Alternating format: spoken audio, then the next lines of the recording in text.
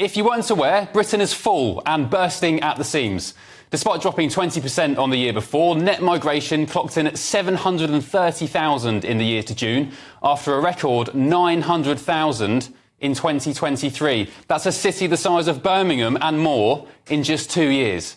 Keir Starmer took the Tories to task over the grim figures. Previous government were running an open borders experiment. As the ONS sets out, nearly 1 million people came to Britain in the year ending June 2023.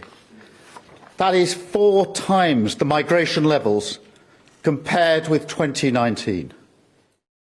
Absolutely crazy figures. And he's right, of course, but I don't think for a second that Labour will be any different. It was, of course, Tony Blair who opened the floodgates to uncontrolled mass migration in the 90s. And the truth is, I don't think anyone in power gives a damn about the problem. I think they rather enjoy the cheap labour, the erosion of culture and a divided society. That's why, I assume, the PM refused to put a cap on migration today. We had a supposed cap in place for the best part of a decade, and it didn't have any meaningful impact on reducing immigration. So I don't think setting an arbitrary cap, which is what previous governments have done, is the way forward. But do I want it significantly to reduce? Yes, I do, and that's what our plan will achieve. OK, so what about the Tories? We heard similar pledges from them over the decades, but we can all see how that's ended. Kemi Badenoch said all the right things in her big Tory leadership speech. We need to talk about immigration. We need a new approach. The system is broken. We can't go on like this. We got it wrong, and we are going to learn. The Conservatives are going to develop a detailed plan for immigration to put before you at the next election, not the policies of Labour, which are going to fail. The system is indeed broken, but we've heard it all before. Reform UK didn't wait to pounce after the release of the new migration figures today. Cue Nigel Farage. Immigration figures, which are horrendous. Horrendous if you want to get a GP appointment. Horrendous if you want to travel around Britain's motorways. Horrendous if you want your kids or grandkids to ever get a foot onto the housing ladder. Horrendous in terms of producing very disjointed societies and communities. And the message is pretty clear.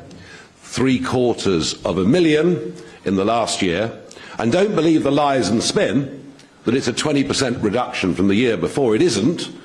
The year before's figures have been raised now in 2 instalments by 230,000.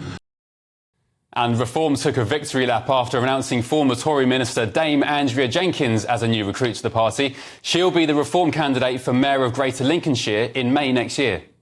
Today I've joined the party of the brave. Our once great country is at a crisis point. Labour's record speaks volumes already, you must agree.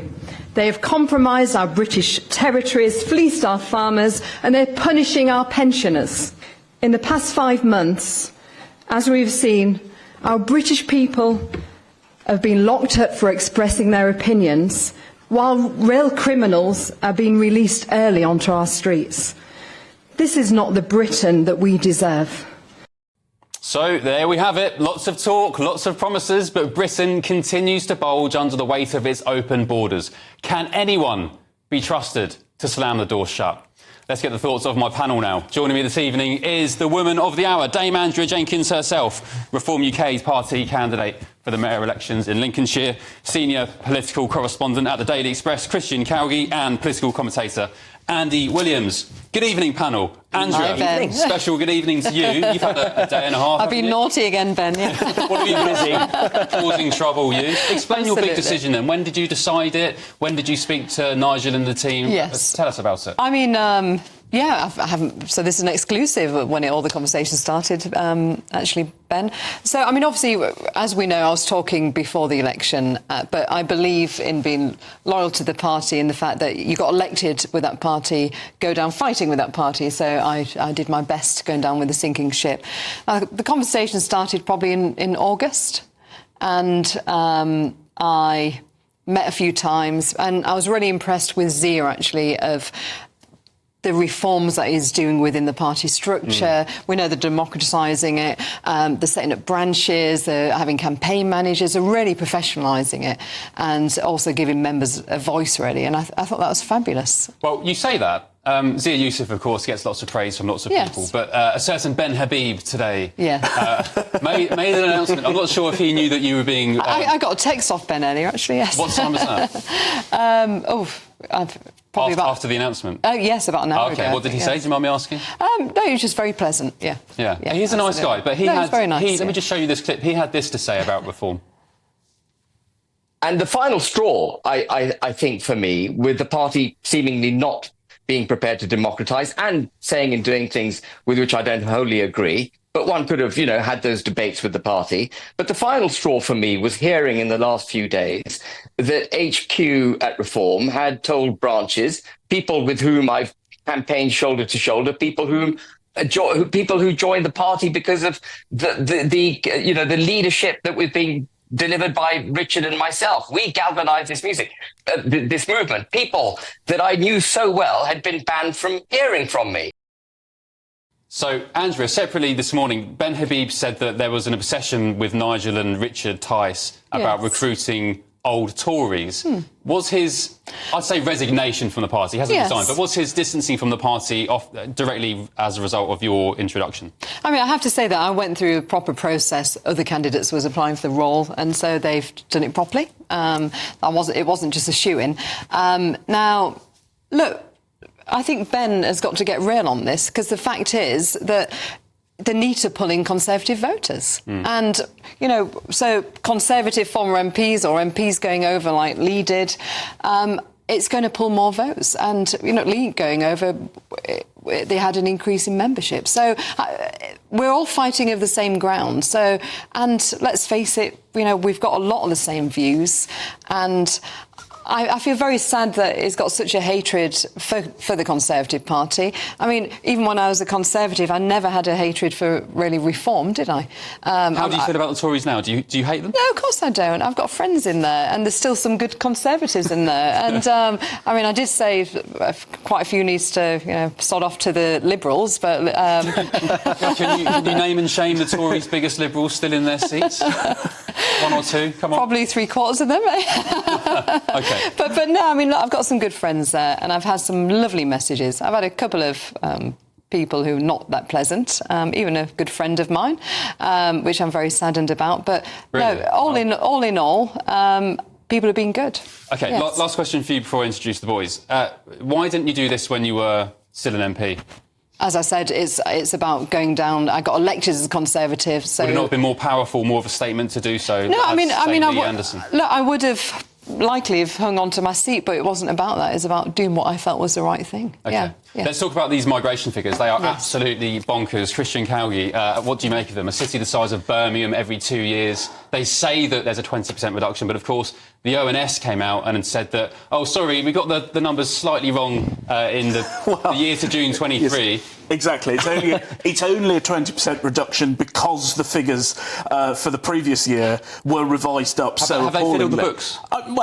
No, I mean, it's not a case of fiddling the books. The Tories are spinning it the best way they can. The reality is that they did absolutely screw up unbelievably on such an easy issue. But can we trust the ONS as well with their figures in future? That's the concern, isn't it? Clearly they are not doing very well, and I think the decision to move them to Swansea when they lost 80% of their staff who refused to move out there has not been great for their data collection, obviously. Look, the thing is, the thing's completely broken, and actually I thought it was an appalling state of politics that when I was sat in Downing Street earlier listening to Keir Starmer, I thought he came across quite sincere in his outrage about the legacy the Tories had handed over.